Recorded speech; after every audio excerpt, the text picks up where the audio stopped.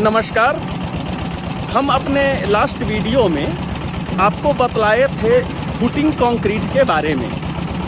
उस समय फुटिंग और कॉलम का जो स्ट्रक्चरल ड्राइंग था उसके विषय में हम बात किए थे। उसमें जो स्टील का इस्तेमाल हुआ था और कौन सा ग्रेड सीमेंट का यूज हुआ था इसके विषय में हम बात किए। हम अपने आज का वीडियो में बात करेंगे एक बार फुटिंग का कंक्रीट हो जाने के बाद में उसके ऊपर से कॉलम का कंक्रीट हम लोग करते हैं, मतलब उसके ऊपर हम लोग कॉलम रेज करते हैं। यह कॉलम अर्थ के नीचे ही रहेगा और जब भी हम लोग इस कॉलम का कंक्रीट करते हैं तो कुछ पॉइंट्स को आपको याद रखना ज़रूरी है, जिसके विषय में आज हम बात करेंगे। तो चलिए हम आपको दिखलाते हैं आज का वो कौन कौन सा बिंदु है, कौन कौन सा पॉइंट्स है जिसको आप आसानी से समझ सकते हैं।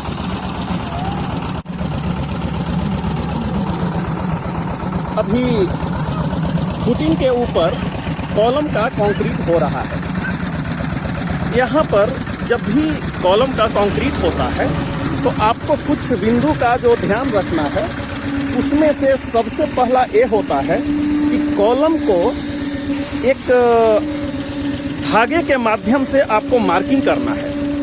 मार्किंग करने का मतलब होता है कि पूरा का पूरा कॉलम स्ट्रेट होना चाहिए। अगर स्ट्रेट नहीं है तो बाद में आपको बहुत ही दिक्कत होगा।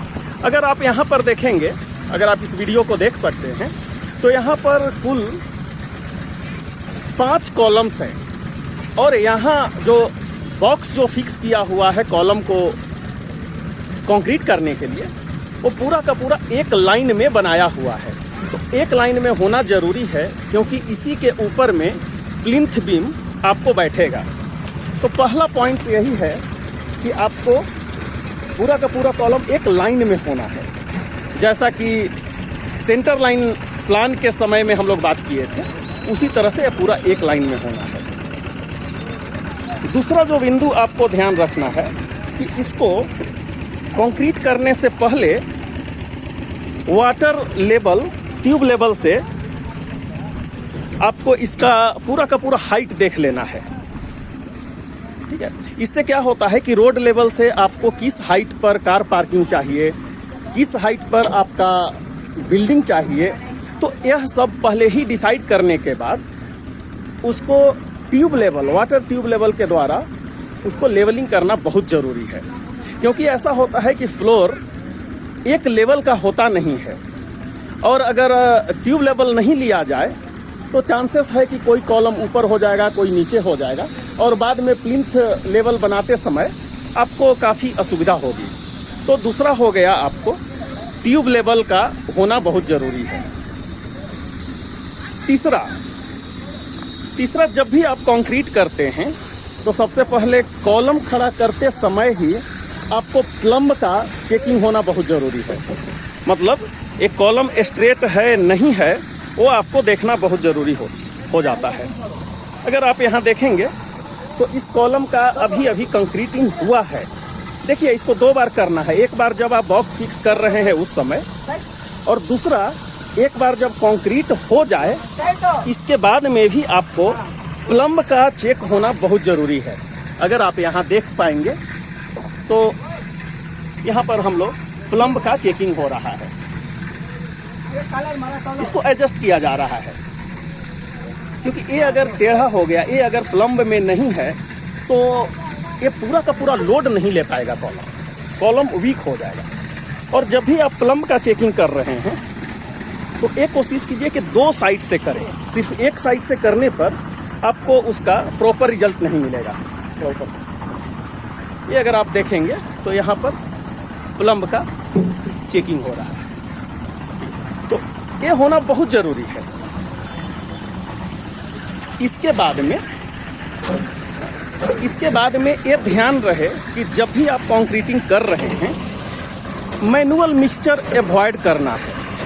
हाँ, अगर वॉल्यूम बहुत थोड़ा है तो आप मैनुअल भी कर सकते हैं, परंतु ये कोशिश करना है कि आप मशीन मिक्स कंक्रीट ही यूज कीजिए। यहाँ पर इस कॉलम को कंक्रीट करने के लिए M25 ग्रेड का कंक्रीट हम लोग इस्तेमाल कर रहे हैं। M25 का रेशियो होता है 1:2। इसका मतलब 1 portion cement, 1 portion sand and 2 portion aggregates, ये होना चाहिए। जब हम फुटिंग किए थे तो M20 ग्रेड कंक्रीट इस्तेमाल किए थे, परंतु कॉलम के लिए ये बेस्ट प्रैक्टिस है, आपको M25 ग्रेड का कंक्रीटिंग होना है। इसके बाद आपको एक भी ध्यान रखना है कि चूँकि कॉलम जब हम कंक्रीट करते हैं, कॉलम कंक्रीट करते हैं तो उस समय कॉलम कोई 6 फीट का हो जाता है, कोई 7 फीट का हो जाता है, तो वहाँ पर कंक्रीट सही से बैठता नहीं है। इसके लिए वाइब्रेटर का इस्तेमाल करना बहुत ज़रूरी है। अगर यहाँ आप देख सकते हैं तो यहाँ पर वाइब्रेटर का यूज किया जा रहा है ताकि कंक्रीट सही से यहाँ पर कंसोलिडेट हो, और साथ में यहाँ पर प्लम्ब का भी चेकिंग किया जा रहा है, तो इसका भी ध्यान रखना बहुत ज़रूरी हो जाता है।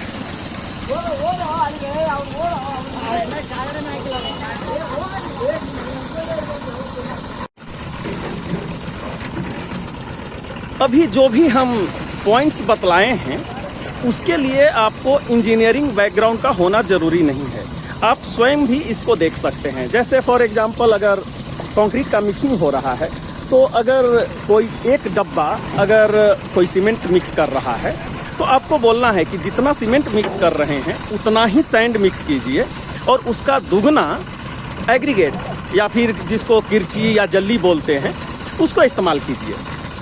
और इसके लिए कोई बहुत ज़्यादा नॉलेज का होना ज़रूरत नहीं है। हाँ, जहाँ पर प्लम्ब लाइन वगैरह हो रहा है तो जो भी आपके मिस्त्री मेसन होंगे वो सब इसका करेंगे, लेकिन आपको खाली रिमाइंड कर देना है।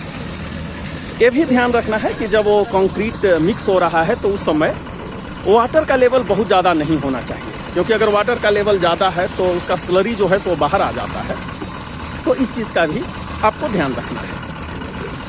ये सब अगर 4-5 बिंदुओं को अगर ध्यान में अगर रख लिया जाता है तो आप विश्वास कीजिए आपका कंस्ट्रक्शन बहुत ही बढ़िया होगा। ये थोड़ा सा ध्यान आपको देने का ज़रूरत होता है। एक चीज़ हम और बतलाना चाहेंगे, ये हम कुछ दिखला रहे हैं, इसके पहले जो फुटिंग का कंक्रीट हो चुका है इस पर प्रॉपरली क्यूरिंग होना बहुत ज़रूरी है। कम से कम 1 वीक तक प्रॉपर क्यूरिंग इसका होने का मतलब होना ज़रूरी है, नहीं तो वह एक्सपेक्टेड जो स्ट्रेंथ है वह नहीं आ पाता है। एक चीज़ और हम आपको बतलाना चाहेंगे कि कभी कभी क्या होता है कि जब भी आप कंक्रीट करते हैं, अगर आप यहाँ देख सकते हैं, हम आपको दिखाने का कोशिश करेंगे।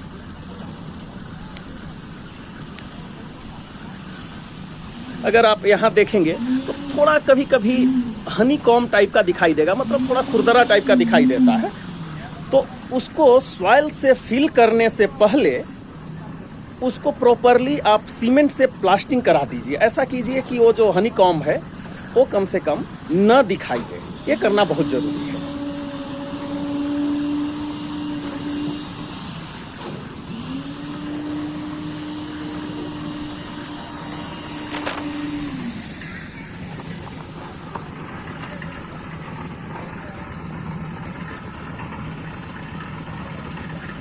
तो आज का वीडियो हम यहीं पर अंत करते हैं, क्योंकि इतना इन्फॉर्मेशन देना था कि जब भी आप कॉलम का कंक्रीटिंग कर रहे हैं तो ये जो 4-5 बिंदु हम बतलाए उसका ध्यान देना बहुत ज़रूरी हो जाता है।